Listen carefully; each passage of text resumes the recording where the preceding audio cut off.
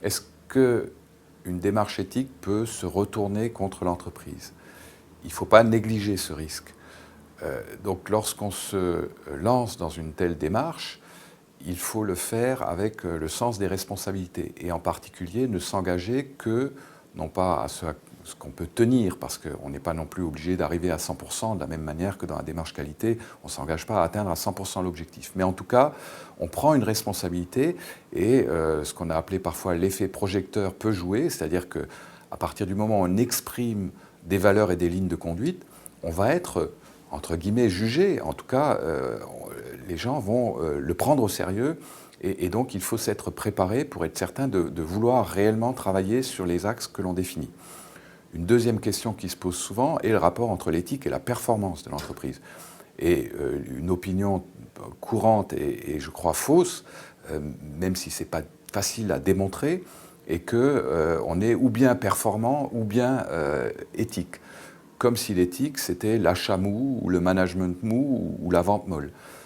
Les travaux qu'on a pu faire avec différentes entreprises, ou des organisations comme l'armée, montrent qu'au contraire, on a d'autant plus d'efficacité qu'on définit des lignes de conduite claires, que l'on sait où on va et que les gens arrivent à prévoir nos comportements.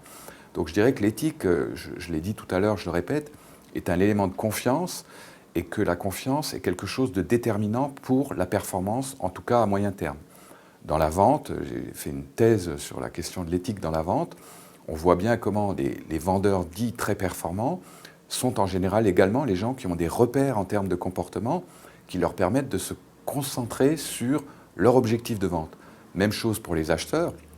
On a eu longtemps l'image de l'acheteur qui étrangle le fournisseur, qui utilise beaucoup de stratagèmes pour obtenir le meilleur prix. On voit en particulier aujourd'hui, même sur la filière automobile, ce sont des choses qui sont rediscutées, qu'un partenariat, une certaine transparence, une recherche d'une relation équilibrée avec des fournisseurs produit, y compris en termes de coûts, des résultats au moins aussi importants qu'une démarche conflictuelle ou compétitive. Et puis que lorsqu'on a eu des comportements limites avec des partenaires internes ou externes, on ne peut plus non plus compter sur eux. Donc il est très important pour le chef d'entreprise qu'il y ait un niveau de confiance important qui va, alors je vais utiliser un terme barbare qui est celui de la gestion, réduire les coûts de transaction et de contrôle.